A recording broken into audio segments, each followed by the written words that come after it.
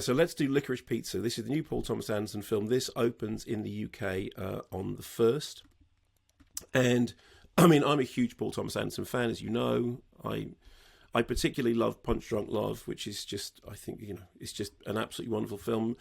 I love Phantom Thread. I love Boogie Nights. And the thing about Paul Thomas Anderson's films is that you don't just watch them, you kind of experience them. At least when they're at their best, you're completely involved in them. And that's kind of how I feel about all his best work. And particularly with this is a kind of heady evocation of the San Fernando Valley in the early 70s.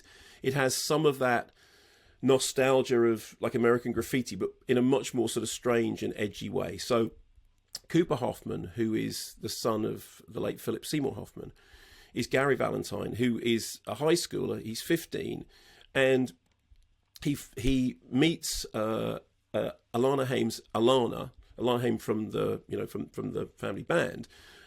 He meets her because she's there working with somebody who's doing high school photographs, and he immediately sort of asks her out. And he's also, and she says, well, how? And he says, well, I'm an actor, a successful child actor. I'm also an entrepreneur. I've got all these things going on.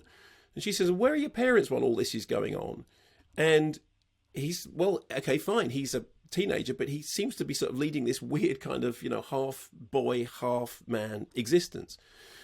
So he then needs a chaperone to go to New York for one of the TV specials that he's doing because he's a child actor, although his child acting career is coming to an end because he's grown up.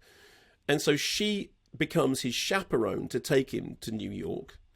And then she meets his co-star, who she then sort of falls for, and makes the terrible mistake of bringing the co-star home for a family meal with her family, who in the film are played by her family. And it all goes very badly wrong. So what then happens is, and this plot has got a kind of pinballing, freewheeling feel to it, Gary becomes interested in waterbeds and sets up a waterbed business in which Alana is his partner, his business partner, despite the fact she keeps insisting that they will never be together. And the film is partly inspired by the early life of Gary Goetzman, who then became a TV and film producer and worked with Tom Hanks.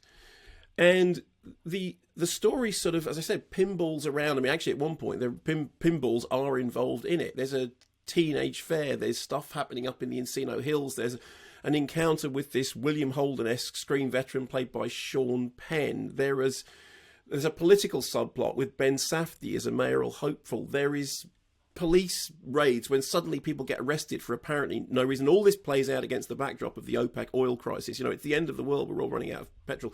And then there is this completely unhinged encounter with John Peters, the hairdresser turned producer, played by Bradley Cooper, is this absolutely mad, wild-eyed character who, what begins in that scene starts out like a kind of reprise of the Alfred Molina scene from Boogie Nights, which was always so terrifying. And then suddenly, out of nowhere, turns into Wages of Fear, but in Los Angeles, and then comes back and then, goes back to the other movie.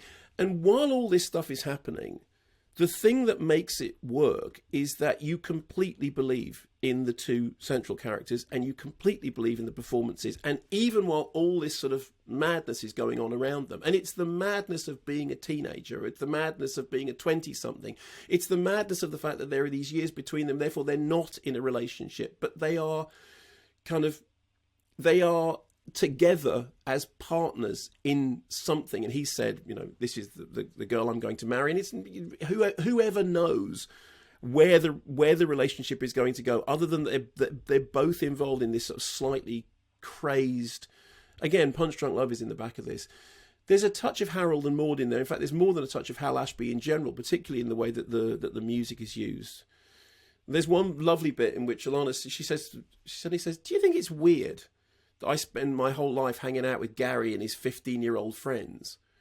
And the answer is, well, it's whatever you think it is. And I think the thing that's really smart about the film is the way in which that's absolutely true. It is whatever you think it is.